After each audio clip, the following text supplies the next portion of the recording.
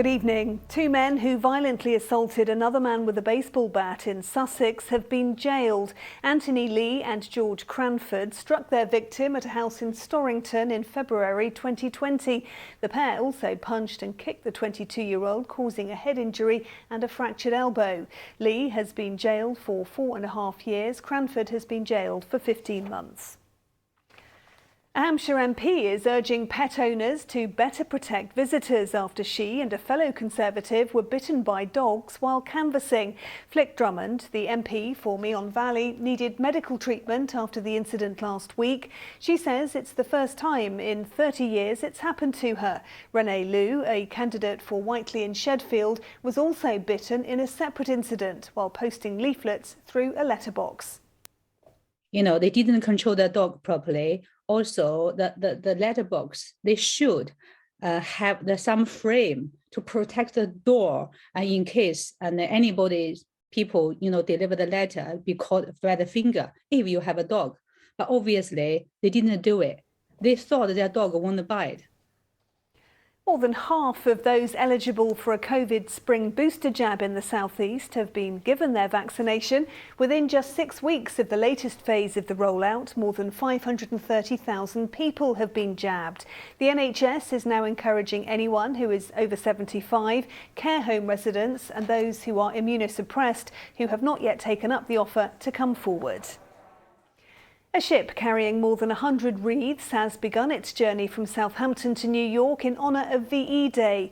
A hurricane fly past over the Queen Mary 2 this afternoon marked 77 years after the Allies celebrated victory in Europe in World War II. Hundreds of people gathered to see the launch. The wreaths will tour America, Canada and the UK. And hundreds of vintage cars of all shapes and sizes gathered in Oxfordshire today for the Wallingford Rally. It's the first time the event has been on since the pandemic, and it was standing room only as the vehicles paraded through the market town. Charlotte Edney was there to see it. As the first cars rolled into Wallingford this morning, there was excitement in the air. It's been 3 years since the last of these rallies. Everyone involved thrilled to be putting on a show once again. Bit of nervousness and excitement. Really good to be back. I think in lockdown a lot of people have been doing up their cars, maintaining them and making them extra shiny and and rebuilding them. So we've got some really truly special cars here today that have been restored meticulously by many enthusiasts.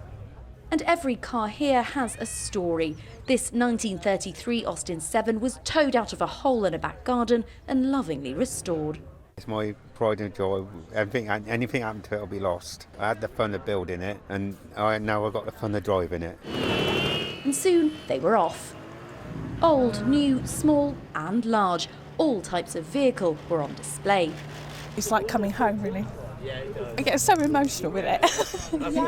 It just makes everybody smile. The cars just make everybody smile. This parade through the historic town centre, a unique crowd pleaser that hundreds turned out to watch. Fire engines, motorbikes, obviously there's been a few motorbikes going through. The old vehicles are the best ones to look at though. I like the cars that don't have roofs, so you can stand up in them. That's my favourite too. I like to drive a car, but I don't think I could afford one of these nice posh ones. With more than 350 vehicles taking part in the parade, the rally, which raises money for local charities, was a sellout. So no doubt organisers will soon be gearing up for next year. Charlotte Redney, ITV News, Wallingford. And finally, Portsmouth has been transformed into a sea of superheroes and cosplay fans for a weekend of Comic-Con celebrations. Figures, including those from Star Wars, entertained the crowds. Visitors also took part in workshops and learnt how to design their own comic book characters.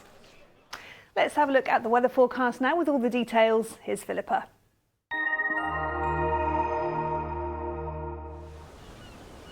Feels like home. Whatever the weather. Valent Boilers and Heat Pumps sponsors ITV Meridian Weather. Hello there. Well, we've ended the weekend on a very pleasant note. Lots of dry, bright and fairly warm weather. That's how we start the new week. But signs of something a little more changeable through Tuesday and Wednesday. Perhaps some showers or even some welcome spots of rain for the garden. Out there at the moment, though, it remains dry and fairly quiet. Clear skies take us through this evening and tonight. And with the clear skies and easing winds, temperatures will fall down to around 2 or 3 Celsius in some rural spots. That in turn giving rise to some patchy shallow mist and fog in one or two prone spots by dawn. But that will all soon disperse tomorrow morning, and then a dry and fine start for all. I think as the day wears on, we'll start to see a bit more high cloud drifting in from the west. That in turn will turn the sunshine a little hazy, but it stays dry and it stays pretty warm with a turn to southerly winds. It could even be slightly warmer than today, highs for some creeping up to 21 Celsius. These are your high tide times for tomorrow. Then for Brighton, they're 2:45 in the morning, 3:15 in the afternoon. And then beyond that, as I said, Tuesday, Wednesday, potentially something a little more changeable. But I think from Thursday onwards, a return to drier and brighter conditions all round. Valent sponsors ITV Meridian Weather.